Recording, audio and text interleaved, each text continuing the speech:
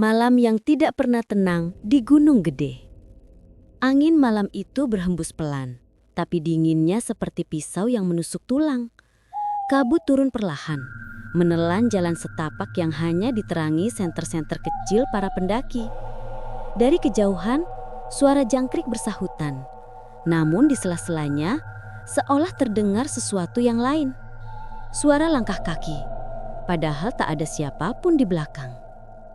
Sinta menggenggam erat tali ranselnya.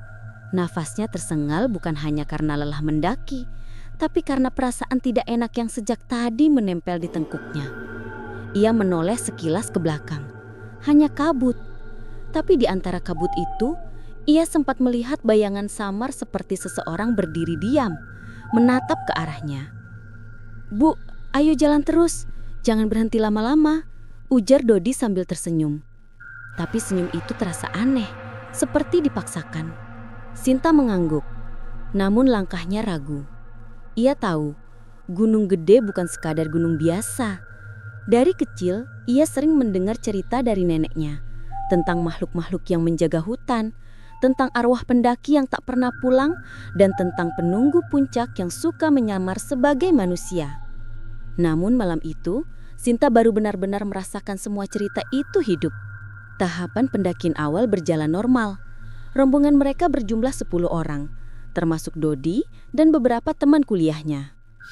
Tujuan mereka sederhana, mendaki ke Surya Kencana, menikmati keindahan padang Edelweiss, lalu turun keesokan harinya. Tapi sejak awal, ada hal yang terasa janggal. Saat berangkat, pemandu gunung yang mereka temui di pos sempat menatap Sinta lama. "Ibu yakin mau ikut naik malam ini?" tanyanya dengan nada pelan. Sinta sempat ragu menjawab. "Kenapa, Pak?" "Gunung ini sedang tidak tenang. Sudah 2 minggu ini sering terdengar suara gamelan di tengah malam dari arah puncak. Tapi terserah ibu, asal jangan lupa izin sama penjaganya." Sinta hanya tersenyum kaku. Ia pikir itu hanya cara pemandu menakut-nakuti pendaki baru. Tapi kini, di tengah perjalanan, kata-kata itu menggema di kepalanya. Sekitar pukul 11 malam, mereka memutuskan berhenti sejenak di sebuah tempat yang agak lapang. Di sana tanahnya kering dan ditumbuhi akar-akar besar. Dodi menyalakan kompor portable, membuat minuman hangat. Beberapa teman mulai bercanda, mencoba mencairkan suasana. Namun Sinta hanya diam. Tatapannya terpaku pada satu titik. Di balik semak-semak, di bawah pohon besar, ada seseorang berdiri. Ia memakai pakaian putih panjang, rambutnya terurai, dan wajahnya samar tertutup kabut. Tapi yang paling aneh, orang itu tidak bergerak sama sekali. Tidak bergeming, seolah hanya bayangan. "Dodi," bisik Sinta pelan. "Kamu lihat itu?" "Lihat apa, Bu?" "Itu di bawah pohon." Namun saat Dodi menoleh, bayangan itu sudah menghilang. Sinta menelan ludah. Ia mencoba menenangkan diri dengan doa. Tapi makin lama, suasana terasa makin aneh. Angin berhenti bertiup, dan suara jangkrik pun tiba-tiba lenyap. Hening, terlalu hening. Sekitar beberapa menit kemudian, salah satu teman Dodi, Fatih, tiba-tiba memegang bahu Sinta. "Bu, ibu gak apa-apa. Wajah ibu pucat banget." Sinta mencoba tersenyum. "Gak apa-apa, cuma pusing sedikit." Namun dalam hatinya, Sinta tahu ada sesuatu yang mengikuti mereka. Ia bisa merasakannya, hawa dingin yang tidak wajar, seperti ada yang mengintai dari balik pepohonan. Ia teringat lagi ucapan neneknya. "Kalau kamu naik gunung, jangan sombong. Jangan sembarangan bicara, karena mereka bisa mendengar." Sinta mulai melantunkan doa dalam hati. Tapi di sela-sela doanya, ia mendengar suara langkah dari arah kanan. Pelan, berirama, seperti seseorang berjalan. Mendekat. Ia menoleh cepat. Tidak ada siapapun. Tapi tanah di sampingnya basah, seperti baru saja diinjak. Setelah istirahat, mereka melanjutkan pendakian. Kabut makin tebal dan jalur makin curam. Dodi berjalan di depan memimpin, sementara Sinta berada di tengah rombongan. Namun entah kenapa, suara langkah teman-temannya terdengar makin jauh. Sinta mempercepat langkah, tapi tak berhasil menyusul. Lalu dari belakang terdengar suara pelan memanggil namanya. "Sinta!" Suara itu lembut, seperti suara perempuan tua. Tapi yang membuat bulu kuduknya berdiri, itu suara neneknya. Sinta berhenti. Ia tahu itu mustahil. Neneknya sudah meninggal 5 tahun lalu. "Nenek!"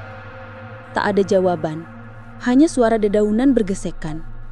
Tapi saat ia menoleh ke belakang, ia melihat sosok perempuan tua berdiri di kejauhan, melambaikan tangan sambil tersenyum. Sinta terpaku. Dunia di sekitarnya tiba-tiba terasa berputar. Angin kembali bertiup membawa aroma melati yang kuat. Ia menutup mata sejenak, berharap semua itu hanya halusinasi. Tapi saat ia membuka mata, perempuan tua itu sudah berada sangat dekat. Hanya beberapa langkah di depannya. "Nak, jangan takut. Kamu tidak sendiri," kata sosok itu pelan. Sinta ingin berteriak, tapi lidahnya kaku. Dan dalam sekejap, sosok itu menghilang seperti kabut yang tertiup angin. Saat Sinta akhirnya sadar, ia sudah duduk di atas tanah, dengan Dodi dan teman-temannya mengelilingi ia. "Bu, ibu kenapa? Tadi ibu pingsan," ujar Dodi cemas. Sinta memegang kepalanya. Rasanya berat, tapi di telapak tangannya ada sesuatu. Sehelai bunga kecil berwarna putih, masih segar, meski di sekitar mereka tak ada satupun tanaman berbunga. Ia menggenggam bunga itu erat. Entah kenapa rasa takutnya sedikit berkurang. Tapi jauh dalam hatinya, Sinta tahu malam itu baru permulaan. Gunung Gede belum memperlihatkan semuanya.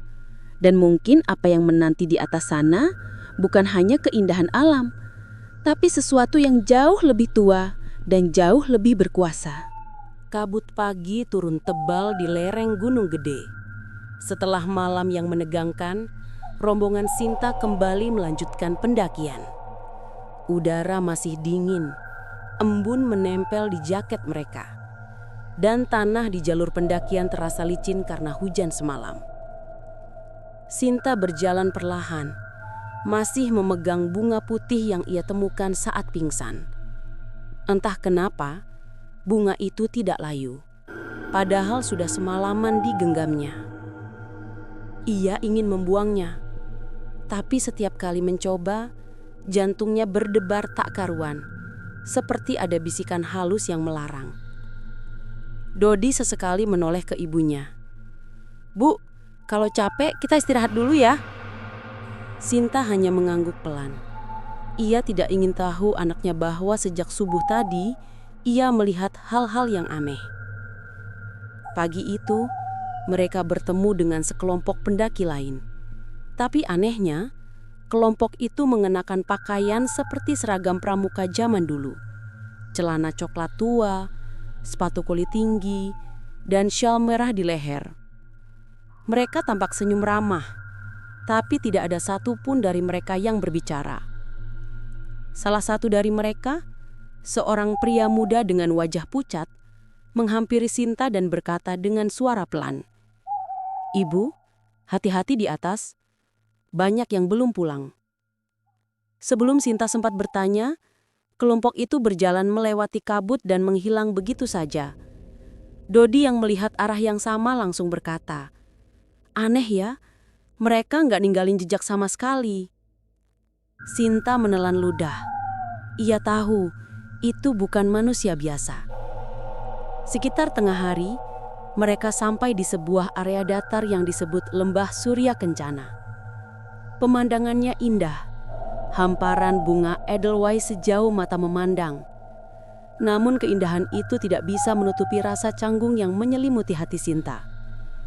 Udara di sana terasa lebih berat, dan kadang terdengar bisikan samar, seolah ada banyak orang berbicara dari kejauhan. Teman Dodi, Ana, tiba-tiba memegang dadanya dan berkata pelan, "Aku dengar suara orang nyanyi." "Nyanyi di mana?" tanya Fatih panik.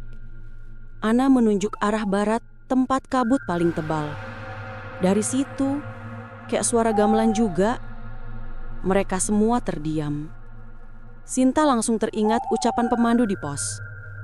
Gunung ini sedang tidak tenang. Suara gamelan berarti mereka sedang berkumpul. Malamnya mereka mendirikan tenda di pinggiran lembah. Udara semakin dingin dan kabut makin pekat. Dodi dan teman-temannya tertidur cepat karena lelah, tapi Sinta tidak bisa memejamkan mata. Ada suara yang terus terdengar dari luar tenda. Langkah kaki berkeliling, diikuti suara tawa pelan seperti anak kecil bermain. Sinta menarik napas panjang, berusaha tidak panik. Tapi ketika ia menoleh ke arah pintu tenda, ia melihat bayangan seseorang berdiri di luar. Bentuknya tinggi dan rambutnya panjang menutupi wajah. Bayangan itu tidak bergerak, hanya berdiri diam menghadap ke arah tenda. Dengan tangan gemetar, Sinta membaca doa dalam hati. Namun tiba-tiba, bayangan itu perlahan membungkuk seperti menyapa, lalu menghilang begitu saja. Menjelang subuh, Sinta akhirnya terlelap, tapi tidurnya tidak tenang. Ia bermimpi berada di puncak gunung, di tengah kabut putih tebal. Di hadapannya, berdiri seorang lelaki berpakaian serba putih.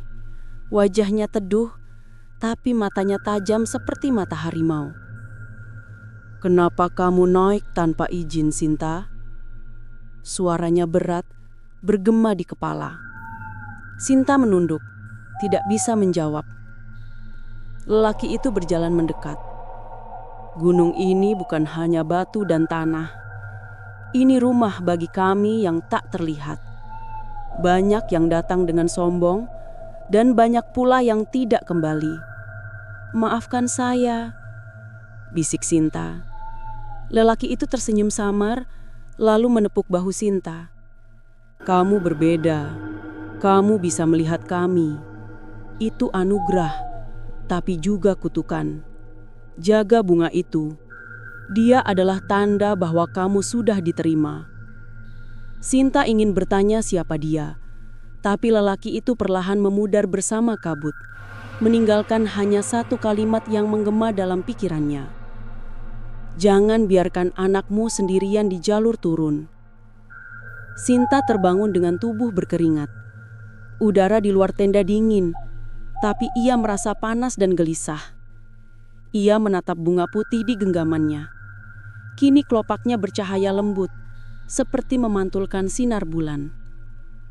Ia keluar dari tenda perlahan. Lembah Surya Kencana tampak sunyi. Tapi di jauhan, di arah barat tempat Ana mendengar gamelan kemarin, terlihat cahaya redup seperti obor yang bergerak pelan. Dan entah kenapa, Sinta merasa ada banyak mata yang sedang memperhatikannya dari balik kabut. Saat ia hampir melangkah, terdengar suara halus di telinganya. Suara lelaki dalam mimpinya. "Jangan ikut mereka, Sinta." Sinta menoleh cepat. Tak ada siapa-siapa. Tapi suara gamelan kini terdengar jelas. Lembut, mengalun pelan, seperti dari dunia lain. Keesokan harinya, Dodi menemukan ibunya duduk di luar tenda, memeluk bunga putih itu, matanya kosong, seperti sedang melihat sesuatu yang jauh. Bu nggak tidur ya?" Sinta menatap anaknya dengan pandangan yang dalam. "Dodi, kalau nanti kita turun, jangan berjalan sendirian. Apapun yang terjadi, dengarkan ibu." Dodi mengangguk, walau belum mengerti maksud ibunya. Tapi dalam hati, Sinta tahu satu hal. Pendakian ini belum selesai. Dan di puncak nanti, ia akan bertemu lagi dengan penjaga itu. Sosok yang kini terus mengikuti dari balik kabut, menunggu saat yang tepat untuk menampakkan diri. Pagi itu udara di Gunung Gede terasa aneh. Bukan hanya dingin, tapi seperti ada sesuatu yang berat di dalam setiap tarikan napas.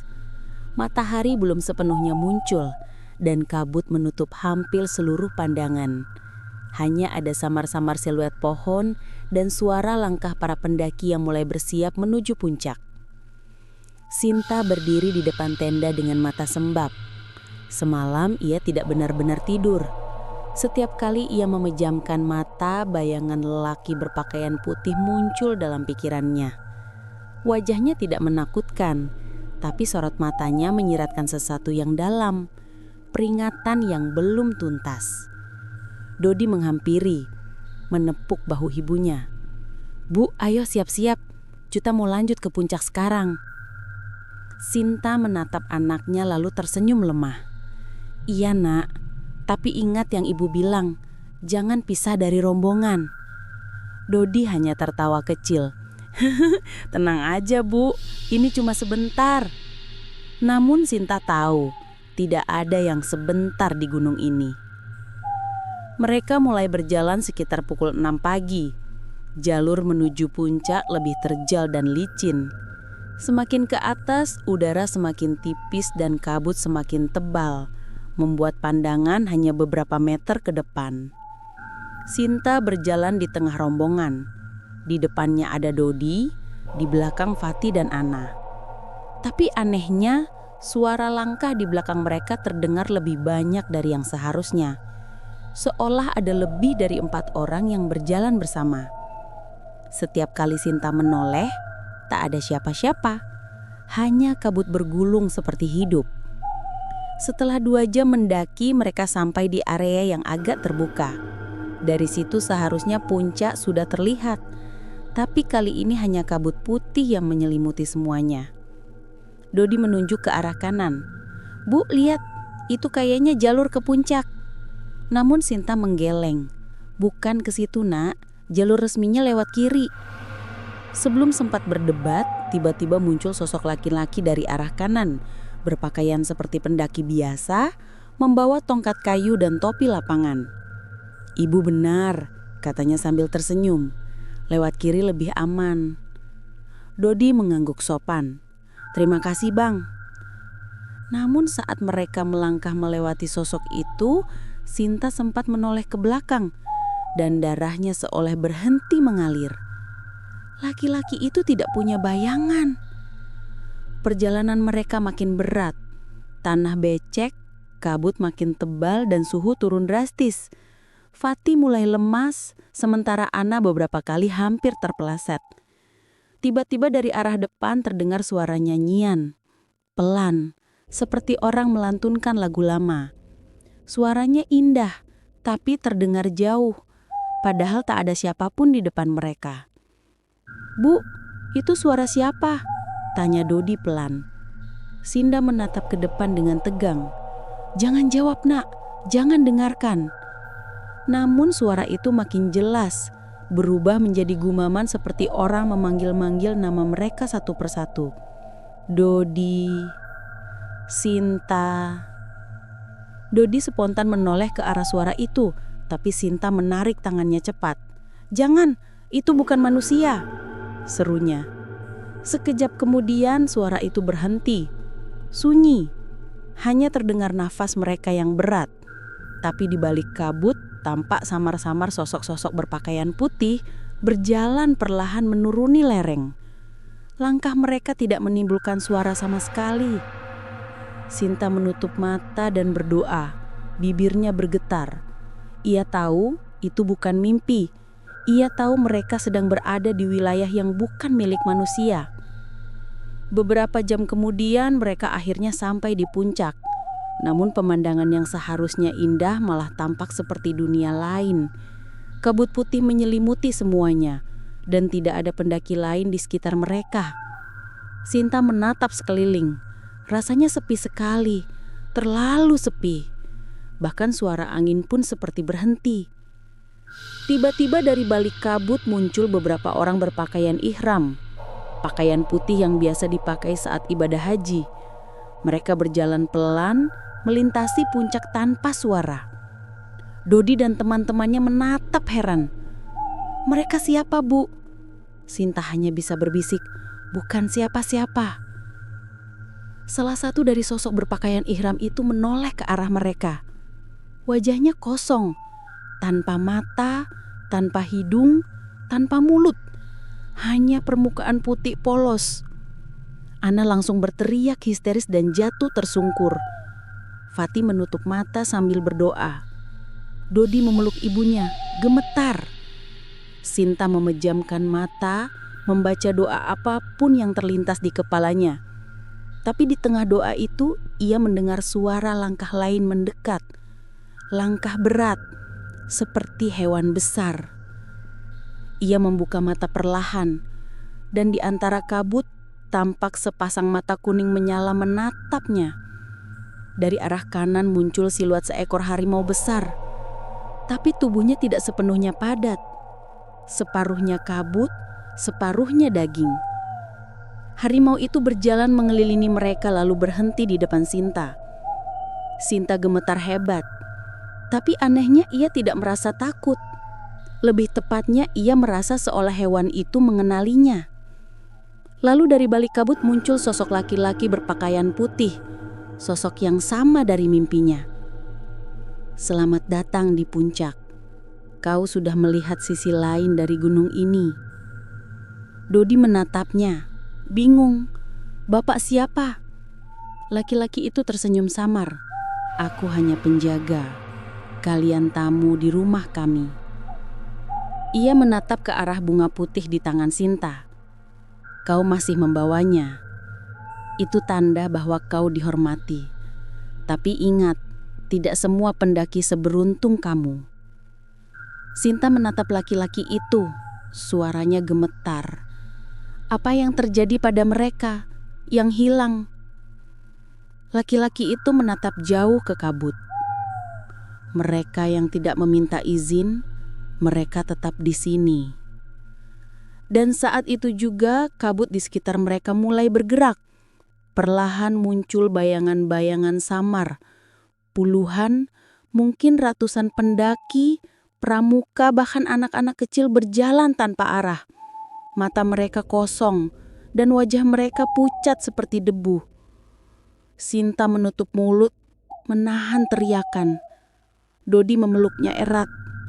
Apa yang mereka inginkan? Bisik Sinta. Laki-laki itu menjawab dengan suara pelan tapi tegas. Doa dan penghormatan. Dan saat itu juga kabut di sekitar mereka mulai bergerak. Perlahan muncul bayangan-bayangan samar. Puluhan, mungkin ratusan pendaki, pramuka, bahkan anak-anak kecil berjalan tanpa arah. Mata mereka kosong dan wajah mereka pucat seperti debu. Sinta menutup mulut, menahan teriakan. Dodi memeluknya erat. Apa yang mereka inginkan? Bisik Sinta. Laki-laki itu menjawab dengan suara pelan tapi tegas. Doa dan penghormatan. Dan saat itu juga kabut di sekitar mereka mulai bergerak. Perlahan muncul bayangan-bayangan samar. Puluhan, mungkin ratusan pendaki, pramuka, bahkan anak-anak kecil berjalan tanpa arah. Mata mereka kosong dan wajah mereka pucat seperti debu. Sinta menutup mulut, menahan teriakan. Dodi memeluknya erat. Apa yang mereka inginkan? Bisik Sinta. Laki-laki itu menjawab dengan suara pelan tapi tegas. Doa dan penghormatan. Dan saat itu juga kabut di sekitar mereka mulai bergerak. Perlahan muncul bayangan-bayangan samar. Puluhan, mungkin ratusan pendaki, pramuka, bahkan anak-anak kecil berjalan tanpa arah. Mata mereka kosong dan wajah mereka pucat seperti debu. Sinta menutup mulut, menahan teriakan. Dodi memeluknya erat. Apa yang mereka inginkan? Bisik Sinta. Laki-laki itu menjawab dengan suara pelan tapi tegas. Doa dan penghormatan. Dan saat itu juga kabut di sekitar mereka mulai bergerak. Perlahan muncul bayangan-bayangan samar. Puluhan, mungkin ratusan pendaki, pramuka, bahkan anak-anak kecil berjalan tanpa arah. Mata mereka kosong dan wajah mereka pucat seperti debu. Sinta menutup mulut, menahan teriakan. Dodi memeluknya erat. Apa yang mereka inginkan? Bisik Sinta. Laki-laki itu menjawab dengan suara pelan tapi tegas, doa dan penghormatan. Dan saat itu juga, kabut di sekitar mereka mulai bergerak. Perlahan muncul bayangan-bayangan samar. Puluhan, mungkin ratusan pendaki, pramuka, bahkan anak-anak kecil berjalan tanpa arah. Mata mereka kosong dan wajah mereka pucat seperti debu. Hujan turun pelan sore itu, menyambut rombongan kecil yang baru saja turun dari Gunung Gede. Mereka semua tampak kelelahan, pakaian kotor, dan wajah kusut karena kurang tidur.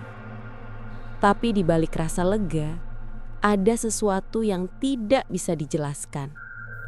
Rasa hening yang menakutkan, seolah mereka meninggalkan sesuatu, atau justru membawa sesuatu pulang.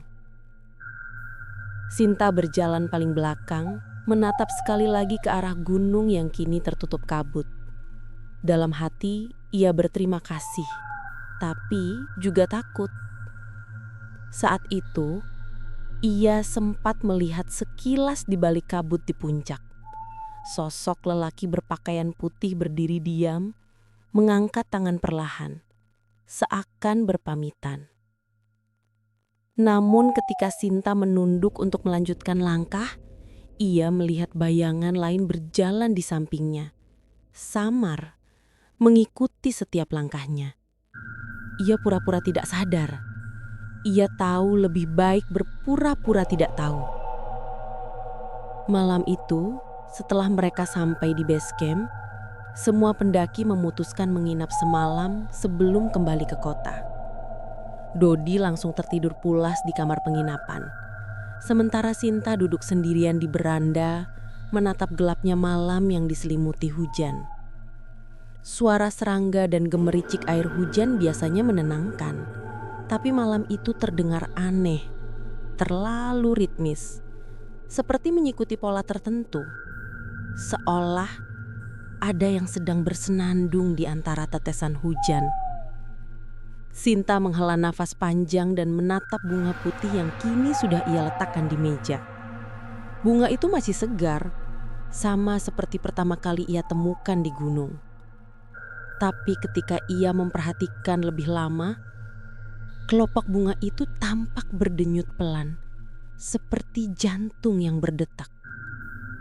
Dek, dek, dek. Sinta berdiri spontan, hampir menjatuhkan kursi.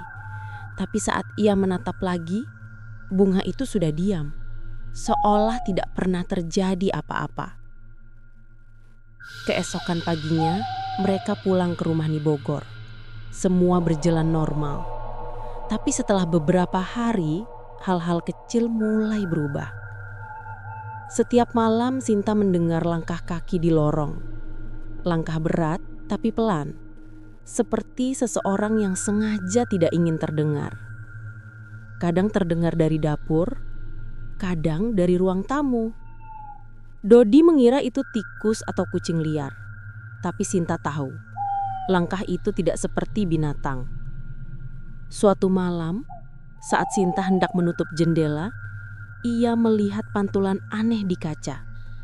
Di belakangnya, tampak sosok bayangan tinggi berdiri di sudut ruangan. Rambutnya panjang dan matanya bersinar samar. Tapi ketika Sinta menoleh, sosok itu sudah hilang. Yang tertinggal hanya aroma tanah basah. Aroma yang sama seperti di Gunung Gede. Hari keempat setelah kepulangan, Dodi tiba-tiba demam tinggi. Tubuhnya menggigil dan dalam tidurnya ia terus bergumam. "Jangan biarkan aku sendirian di jalan itu, Bu. Tolong." Sinta panik. Ia memanggil dokter, tapi dokter hanya mengatakan Dodi kelelahan dan butuh istirahat. Namun malam itu, demam Dodi semakin parah. Ia menjerit keras. Matanya terbuka lebar tapi tidak sadar. "Bu, jangan biarkan mereka ambil aku." Sinta mengguncang bahunya. "Siapa, Nak? Siapa yang mau ambil kamu?" "Yang di belakangmu, Bu." Sinta spontan menoleh dan jantungnya seakan berhenti berdetak. Di balik punggungnya, berdiri sosok lelaki berpakaian putih. Wajahnya sama seperti penjaga puncak. Tapi kali ini, matanya tidak lagi lembut.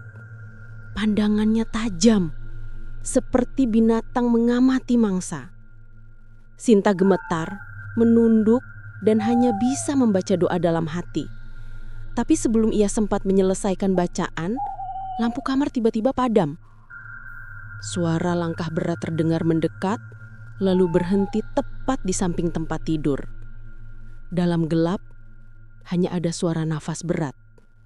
Bukan dari Sinta, bukan dari Dodi, tapi dari sesuatu yang berdiri di antara mereka. Ketika lampu tiba-tiba menyala kembali, sosok itu sudah hilang. Dodi tertidur kembali, keringat dingin membasahi tubuhnya. Tapi di lantai, tepat di samping ranjang, ada jejak kaki berlumpur, besar, dan mengarah keluar jendela. Keesokan harinya, Sinta pergi ke seorang ustadz yang dikenal bisa membantu hal-hal seperti itu. Ustadz itu mendengarkan kisahnya dengan tenang, lalu berkata pelan, "Bunga itu bukan sembarang bunga, Bu. Itu tanda penerimaan dari penjaga gunung. Tapi kalau dibawa turun, berarti ibu juga membawa mereka bersama." Sinta menunduk. Jadi apa yang harus saya lakukan? Bunga itu harus dikembalikan. Gunung tidak suka kalau tamunya lupa pamit. Beberapa hari kemudian, Sinta dan Dodi kembali ke kaki Gunung Gede. Ustadz itu ikut menemani, membawa air doa dan dupa kecil. Cuaca mendung, udara lembab dan kabut kembali turun seperti menyambut kedatangan mereka. Sinta berjalan ke tepi hutan, tempat awal mereka memulai pendakian. Ia menggenggam bunga putih itu erat, lalu meletakkannya di atas batu besar. "Terima kasih atas perlindungannya. Maaf kalau kami lancang," bisiknya. Angin berhembus lembut, pohon-pohon bergoyang. Dan dari arah jauh, terdengar suara gamelan pelan, seolah mengucapkan selamat jalan. Namun saat mereka hendak pergi, Sinta menoleh sekali lagi ke arah hutan. Di sana, di antara kabut, tampak sosok lelaki berpakaian putih berdiri diam. Kali ini tersenyum tenang. Sinta membalas senyum itu, lalu menunduk dalam. Dan ketika ia menatap lagi, sosok itu sudah tidak ada. Sejak hari itu, rumah mereka kembali tenang. Tidak ada lagi langkah kaki di malam hari, tidak ada bayangan di cermin, dan Dodi pun sembuh total. Tapi kadang, saat hujan turun dan kabut menutupi halaman, Sinta masih bisa mendengar samar-samar suara gamelan mengalun dari kejauhan. Lembut, menenangkan, seperti ucapan dari dunia lain. "Kami masih di sini, tapi kamu sudah pulang." Dan Sinta tahu, Gunung Gede tidak akan pernah melupakannya. Beberapa bulan telah berlalu sejak kejadian di Gunung Gede. Hidup Sinta perlahan kembali normal. Dodi kembali kuliah, teman-teman sering datang berkunjung, dan rumah mereka kini terasa tenang. Tidak ada lagi suara langkah misterius, tidak ada bayangan di cermin, tidak ada mimpi buruk. Namun, ketenangan itu terasa terlalu tenang, sunyi yang seolah menunggu sesuatu. Sinta sering duduk di teras rumah setiap sore, menatap gunung yang tampak samar di kejauhan. Dari halaman rumahnya di Bogor, puncak Gunung Gede kadang terlihat seperti siluet abu-abu yang tertutup kabut. Setiap kali ia melihatnya, dadanya terasa sesak, seperti ada yang memanggil. Ia berusaha mengabaikan perasaan itu, tapi malam demi malam, panggilan itu semakin jelas. Suatu malam, sekitar pukul 2, Sinta terbangun karena mendengar suara gamelan. Awalnya pelan, seperti berasal dari radio tetangga. Tapi kemudian semakin nyata, seolah berasal dari dalam rumah. Ia bangun pelan-pelan, melangkah ke ruang tamu. Rumah itu gelap. Hanya diterangi cahaya bulan dari jendela. Suara gamelan semakin jelas. Ting, ting, dung, dung. Berirama lembut namun menggetarkan dada. Sinta menatap arah suara dan melihat sesuatu yang membuat darahnya membeku.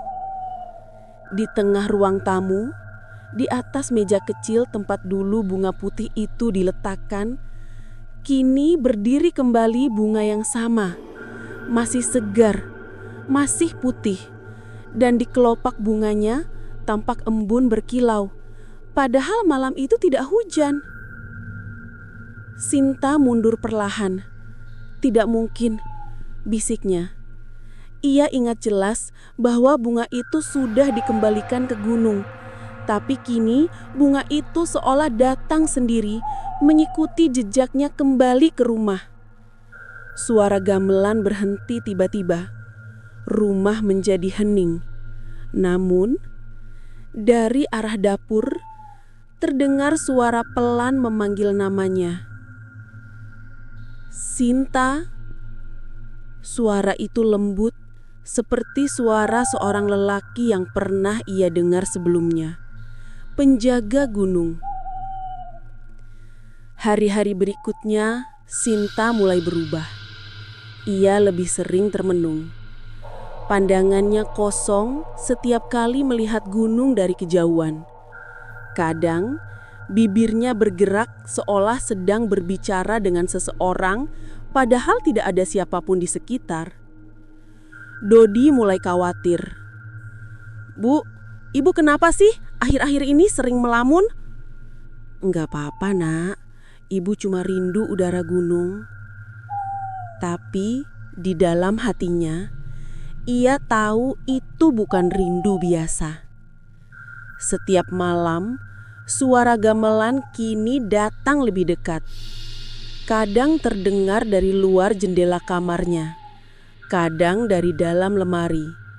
Dan setiap kali suara itu muncul, Sinta bermimpi berada kembali di Gunung Gede, berdiri di antara kabut, di depan sosok lelaki berpakaian putih itu. Dalam mimpi, lelaki itu selalu mengatakan hal yang sama. "Gunung memanggilmu lagi, Sinta. Ada yang belum selesai." Sebelum Sinta sempat menjawab, tanah di bawahnya bergetar dan ia terjatuh ke dalam kabut pekat. Dari kejauhan, ia mendengar teriakan Dodi memanggil namanya. Sinta terbangun dengan nafas terengah-engah. Keringat dingin membasahi wajahnya. Ia menatap sekeliling kamar, gelap dan sunyi. Tapi di ujung tempat tidurnya, terlihat jelas jejak mulut basah, seolah seseorang atau sesuatu baru saja berdiri di sana. Ia berlari ke kamar Dodi, tapi anaknya masih tidur pulas. Sinta menatap bocah Dodi lama-lama, lalu berbisik lirih. "Maafkan ibu, Nak, kalau nanti ibu harus pergi lagi." Keesokan paginya, Dodi bangun dan tidak menemukan ibunya di rumah. Semua barang masih di tempatnya, tapi sandal gunung yang biasa Sinta pakai sudah tidak ada. Di meja ruang tamu, bunga putih itu tetap berdiri segar. Namun, kini di bawahnya ada secari kertas dengan tulisan tangan Sinta. "Gunung memanggilku. Jangan cari ibu, Dodi. Kadang manusia yang pernah melihat dua dunia tidak bisa tinggal hanya di satu." Dodi panik. ia langsung pergi ke base camp Gunung Gede dan melapor ke petugas. Pencarian dilakukan berhari-hari, tapi tidak ada tanda-tanda keberadaan Sinta. Tidak ada jejak kaki, tidak ada barang yang tertinggal. Namun, salah satu relawan pencari mengaku melihat sesuatu di lembah Surya Kancana. Seorang wanita berpakaian jaket coklat berdiri di tengah padang Edelweiss, memandang ke arah puncak dengan tenang. Ketika dipanggil, wanita itu hanya tersenyum dan berkata pelan, "Sudah waktunya aku di sini." Lalu, tubuhnya memudar perlahan disapu kabut. Beberapa minggu kemudian, Dodi kembali ke gunung itu seorang diri. Ia membawa bunga putih yang dulu selalu dipegang ibunya. Di puncak, ia meletakkannya di atas batu besar dan berbisik, "Kalau ibu memang penjaga sekarang, jagalah mereka yang datang. Jangan biarkan ada yang hilang lagi." Angin berhembus lembut, membawa suara gamelan yang sangat pelan, seperti jawaban yang datang dari dunia lain. Dan untuk sesaat, di balik kabut, Dodi melihat bayangan samar seorang wanita berdiri di samping sosok lelaki berpakaian putih. Wajahnya tersenyum, tenang, dan damai. Sinta akhirnya menjadi bagian dari gunung yang dulu pernah hampir menelannya. Gunung Gede, tempat batas antara dunia manusia dan dunia gaib, tidak pernah benar-benar jelas. Dan sampai sekarang, setiap pendaki yang naik di malam berkabut kadang mendengar suara lembut perempuan berbisik dari balik kabut, "Jangan sombong, gunung tidak suka yang angkuh." Itulah pesan terakhir dari Sinta, penjaga baru di antara kabut Gunung Gede. Sudah hampir setahun sejak Sinta dinyatakan hilang di Gunung Gede. Tidak ada jasad, tidak ada jejak. Hanya cerita samar tentang seorang wanita yang dilihat di padang Surya Kencana, lalu lenyap dalam kabut. Waktu berjalan, tapi bagi Dodi, luka itu tidak pernah sembuh. Ia berusaha melanjutkan hidup. Kuliah tetap ia jalani. Tapi setiap malam, rasa kosong selalu datang. Terutama saat hujan turun dan kabut tipis menyelimuti halaman rumah. Karena di saat-saat itu, ia kadang masih mendengar suara gamelan samar dari arah gunung. Awalnya, ia mengira itu hanya bayangan pikirannya sendiri. Tapi semakin lama, suara itu makin jelas. Dan bersamaan dengan itu, hal-hal aneh mulai terjadi di sekelilingnya. Malam pertama tanda itu muncul, Dodi sedang belajar di kamarnya. Jam menunjukkan pukul 1:14 dini hari ketika tiba-tiba semua lampu berkedip lalu mati. Komputer di mejanya padam dan udara di kamar mendadak dingin seperti di puncak gunung. Dari jendela, ia melihat kabut turun pelan ke halaman rumah. Tidak seperti kabut biasa. Kabut itu menggumpal dan bergerak, seperti hidup. Dodi berdiri, mencoba menutup jendela, tapi sebelum sempat melangkah terdengar suara dari luar. Suara langkah kaki, berat dan lambat, seperti seseorang berjalan di tanah basah. Tap, tap, tap. Ia menatap keluar. Tak ada siapa-siapa, hanya kabut. Tapi di tengah kabut itu, samar-samar tampak sosok wanita berdiri. Rambutnya terurai panjang, wajahnya tak terlihat, tapi tubuhnya mirip ibunya. "Bu," panggil Dodi pelan. Sosok itu tidak menjawab. Ia hanya mengangkat tangan perlahan, menunjuk ke arah gunung di kejauhan, lalu lenyap begitu saja. Saat itu juga, kabut yang menutupi halaman menghilang seperti tersedot udara. Keesokan paginya, Dodi menceritakan kejadian itu pada tetangganya, Bu Mira, wanita tua yang dulu juga kenal dekat dengan Sinta. Tapi reaksi Bu Mira membuat Dodi makin tidak tenang. "Anak muda," kata Bu Mira sambil menatap tajam, "ibumu bukan sekedar hilang. Dia sudah menjadi bagian dari penjaga gunung itu. Kalau kau mulai melihat tanda-tanda, itu artinya darahnya sudah menurun padamu." "Darahnya? Maksud ibu?" Bu Mira menarik nafas dalam. Beberapa keluarga punya garis keturunan yang bisa melihat dunia sebelah. Kalau seseorang dipilih gunung, maka yang lahir dari darahnya pun tidak bisa lari. Dodi membeku.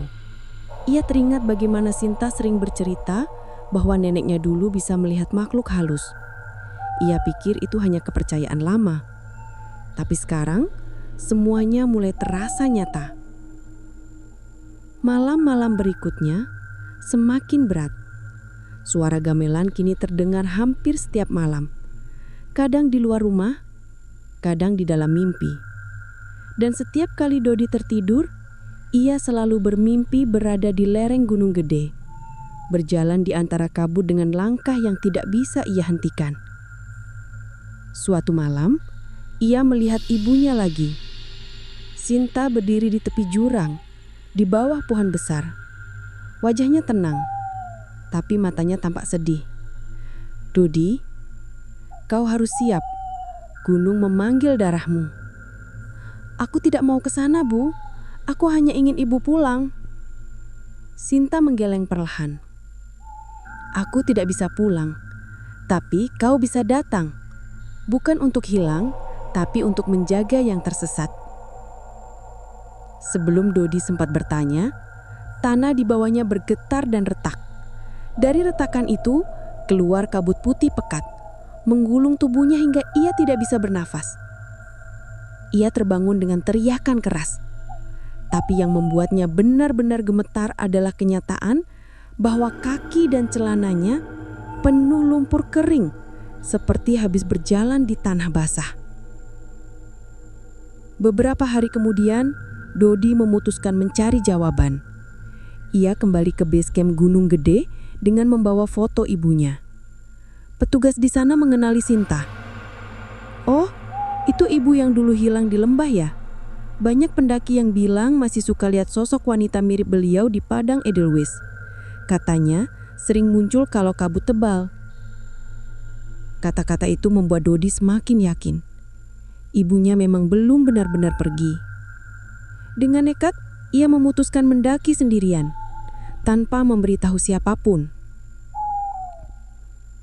Perjalanan ke atas berjalan aneh. Udara terasa berat, tapi entah kenapa langkah Dodi Langan seolah ada yang menuntun. Kadang ia mencium aroma melati samar, aroma yang selalu dipakai ibunya. Di pos ketiga, ia berhenti untuk beristirahat. Saat itulah ia mendengar suara langkah dari belakang. Ia menoleh dan hampir menjatuhkan senter. Di sana, berdiri sosok wanita berpakaian jaket coklat yang sama seperti yang terakhir kali dipakai Sinta. Rambutnya panjang, sebagian menutupi wajah. Tapi Dodi tahu, itu ibunya. "Bu?" Sosok itu menatapnya dengan senyum tenang. "Akhirnya kamu datang, Nak." Air mata Dodi menetes. "Aku datang buat jemput ibu pulang." Sinta menggeleng perlahan.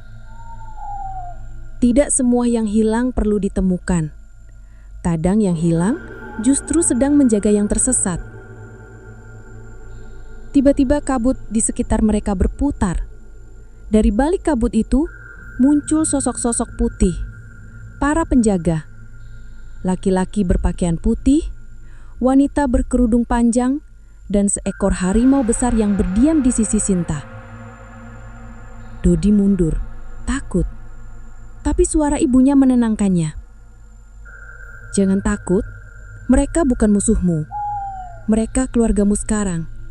Kau punya darah yang sama." Dodi menatap ibunya, bingung dan gemetar. Aku bukan penjaga." Sinta menyenyum lalu menatap matanya dalam-dalam. Kalimat itu dulu juga aku ucapkan. Tiba-tiba semuanya menjadi putih. Dodi merasa tubuhnya ringan, seperti melayang. Ia melihat bayangan dirinya sendiri berdiri di lereng gunung, sementara dari jauh terdengar suara gamelan yang berubah menjadi lantunan doa. Saat kabut perlahan menghilang, ia mendapati dirinya sudah duduk di batu besar dekat Surya Kencana, sama seperti tempat ibunya dulu menghilang. Tapi kali ini, di tangan kanannya ada bunga putih segar, persis seperti bunga milik Sinta dulu. Ia menatap langit. Kabut berputar membentuk siluet wajah ibunya yang tersenyum, lalu menghilang. Dan untuk pertama kalinya, Dodi tidak merasa kehilangan. Ia tahu kini ia menjadi bagian dari sesuatu yang lebih besar. Sesuatu yang akan menjaga batas antara dunia manusia dan dunia tak terlihat. Sejak hari itu, banyak pendaki bercerita bahwa kadang di jalur menuju puncak Gunung Gede, mereka melihat seorang pemuda duduk di batu besar menatap ke arah lembah dengan tatapan tenang. Jika disapa, ia hanya tersenyum dan berkata, "Hati-hati di sini, jangan sembarangan bicara. Gunung mendengar." Lalu tubuhnya perlahan memudar, hilang dalam kabut putih. Dan orang-orang kini percaya, Gunung Gede punya 2 penjaga baru, Sinta dan anaknya Dodi. Darah yang dipilih gunung. Dan setiap malam berkabut, dari puncak gunung itu, suara gamelan masih terdengar. Lembut, sakral, mengingatkan siapapun yang mendaki.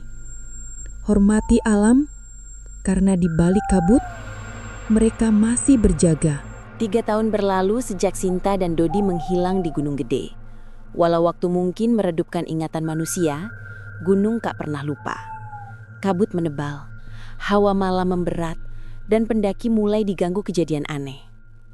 Beberapa mengaku mendengar suara perempuan berdoa di hutan sunyi. Lainnya melihat pemuda berjaket lusuh berdiri di jalur, menatap tanpa bicara lalu lenyap. Petugas base camp berpesan, dengar gamelan atau lihat senyum terlalu tenang, jangan sapa, jalan terus. Namun, tak semua patuh. Disinilah kisah dimulai. Suatu malam, 5 mahasiswa Jakarta, Andra, Rio, Nanda, Tika, dan Rere, mendaki Gunung Gede secara spontan, mencari pengalaman seru sebelum wisuda. Di pos pendakian, penjaga memperingatkan agar tidak mendaki terlalu malam. Kabut tebal cepat turun, gunung lagi hidup, ujarnya. Mereka menertawakan, kami hanya sampai kandang badak. Mereka tak tahu, malam itu sama dengan hilangnya Sinta 3 tahun lalu, kabut tebal turun di Gunung Gede. Pukul 11 malam, mereka tiba di pos 3. Dingin menusuk, kabut turun perlahan. Senter memantulkan cahaya aneh di pepohonan. Tiba-tiba Rio berhenti. Kalian dengar? Gamelan terdengar dari kejauhan. Halus, teratur, seolah dimainkan di balik kabut. Awalnya mereka kira dari perkemahan lain, tetapi iramanya terlalu kuno, terlalu asing. Tika menelan ludah. Itu musik Jawa. Andra tertawa hambar. Mungkin latihan gamelan di pos atas. Namun saat melangkah lagi, gamelan berubah menjadi nyanyian pelan. Suara perempuan mendayu tapi tak berbahasa yang mereka mengerti. Di tengah kabut, muncul sosok samar. Wanita berkerudung panjang berdiri di antara pepohonan menatap tanpa bergerak. Rere menjerit kecil. Rio menenangkan. Tenang, mungkin orang. Saat Andra menyorotkan senter, wanita itu menunduk lalu menghilang. Udara berubah. Angin berhenti, daun berhenti bergetar. Mereka sadar tak tahu arah jalur pendakian. Mereka panik. Kompas dan GPS tidak berfungsi. Jalur tertutup kabut. Nanda menangis. Sudah kubilang, jangan naik malam. Andra coba tenang, tapi jantungnya berdebar. Dari arah kanan terdengar suara. Lewat sini. Suara laki-laki muda, tenang dan lembut. Mereka melihat sosok berjaket gunung coklat tua. Wajahnya samar, matanya memantulkan cahaya senter. Andra lega. "Bro, pendaki juga?" Sosok itu tersenyum tipis. "Aku dulu juga mendaki." Tanpa banyak bicara, pria itu berjalan. Mereka mengikuti, merasa aman tanpa alasan jelas. Nanda memperhatikan, kabut di sekitar pria itu tak tersibak, seolah menyatu dengannya. Jejak kakinya pun tak berbekas. "Mas, kita mau kemana?" tanya Tika gemetar. Pria itu menoleh perlahan, matanya kosong, hitam seperti sumur dalam. "Ke tempat yang aman, ke tempat penjaga." Tika menggenggam tangan Rere. "Aku mau balik." Namun kabut di belakang menutup jalur, hanya putih tebal dan gamelan yang mengeras. Pria itu berkata dengan suara berat, "Gunung tidak suka orang sombong. Kalian naik tanpa izin. Kalian tidak menghormati." Andra marah. "Hei, lu siapa menyalahkan kami?" Angin dingin menerpa, kabut berputar, sosok wanita berkerudung muncul di belakang pria itu. Mereka berdiri sejajar. Wanita itu menatap lurus, pria itu menunduk. Dari balik kabut terdengar suara bergema. "Darah penjaga dan ibu penjaga." Rere pingsan. Dalam ketakutan, Andra menarik teman-temannya berlari. Mereka berlari tanpa arah, menembus kabut yang dingin. Namun jalur tak berubah, hanya pohon, akar, dan kabut tanpa ujung. Mereka berhenti karena lelah. Pria itu sudah berdiri di belakang mereka. Wajahnya pucat, matanya hitam legam, tapi senyumnya lembut. "Kalian tidak seharusnya lari," katanya pelan. "Gunung tidak suka dikejar." Andra berteriak, "Apa maumu?" Pria itu menatap ke atas. "Aku tidak ingin apa-apa. Aku hanya menjaga agar tidak ada yang hilang seperti aku dulu." Kabut berputar cepat, menciptakan pusaran besar.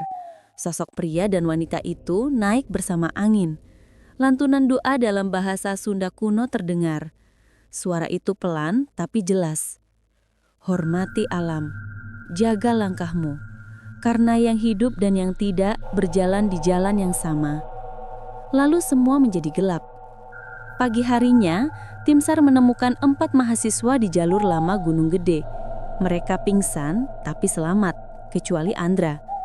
Rio dan yang lain hanya menjawab dengan tubuh gemetar. Dia ikut pria itu. Katanya mau bantu menjaga gunung." Petugas saling berpandangan. Salah satu berbisik, "Lagi-lagi, darah penjaga memilih yang baru." Sejak malam itu, banyak pendaki melaporkan kejadian serupa. Seseorang melihat pemuda berjaket coklat duduk di batu besar, ditemani kabut dan aroma melati. Kadang ia tersenyum, kadang menatap hampa. Jika disapa, ia hanya berkata, "Aku Dodi, hati-hati ya, gunung sedang tidak suka pengunjung." Lalu menghilang. Ketika kabut turun paling tebal, di kejauhan terlihat 2 bayangan berdiri berdampingan. Seorang wanita dan seorang pria memandangi para pendaki dari balik kabut. Gunung Gede tetap berdiri megah tapi tidak pernah benar-benar sunyi. Karena di balik hutan, di antara kabut dan doa, 2 penjaga masih berjaga, memastikan setiap langkah manusia di tanah suci itu tidak melupakan satu hal. Hormati alam sebelum alam mengingat namamu selamanya.